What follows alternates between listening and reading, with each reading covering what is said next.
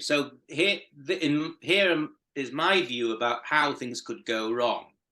First of all, we now have a relatively right-wing orthodox government in Israel under Mr. Netanyahu. It's a coalition government. And some of the members of that government, are rather strident and robust, if one used a diplomatic phrase, about their attitudes towards the Palestine and the West Bank and so on. And it's very interesting, significant that you've seen some violent outbreaks on the West Bank and in the Gaza.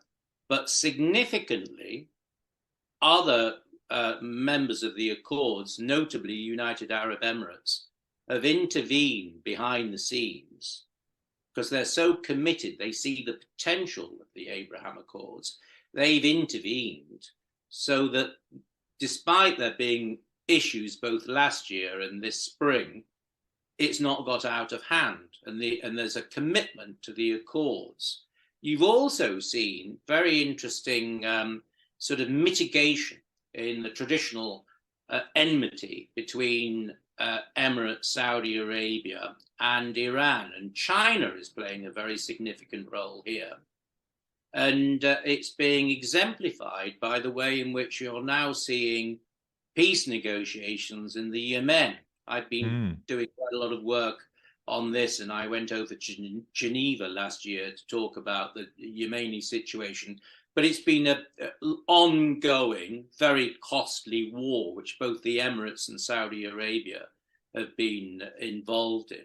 And you're actually seeing China as a new player in the region in many ways. They have strong commercial ties with Iran in terms of oil. They import a lot of oil from Iran. But I think it's a very significant factor that as the United States have withdrawn in terms of their strategic and defense interest in the Middle East, I think this is one of the most important things you really to highlight.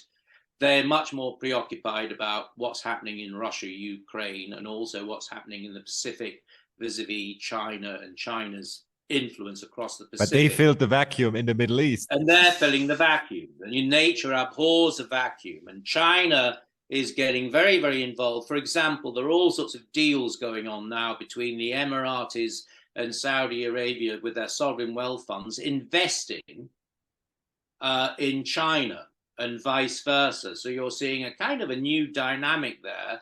And particularly with the Biden administration, taking a step back from the Middle East, you're seeing, these new opportunities coming to play.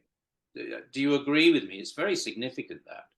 Yeah, for sure. I mean, like what I thought was interesting was recent announcements also by, I think, like Blinken, the Biden administration, that they kind of still support very much the Abraham Accords, and reluctantly to begin with.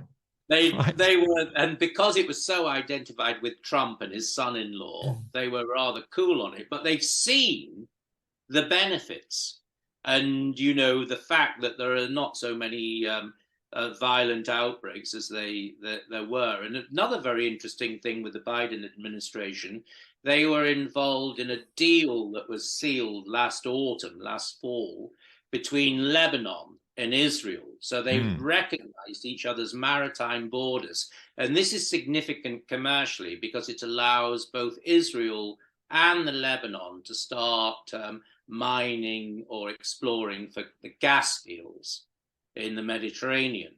And that's another indication, in my view, of how, I'm not saying it's perfect, but the Middle East is becoming a slightly safer place than it used to be. Another example of that, which I'd like to highlight for your viewers, listeners, is the way in which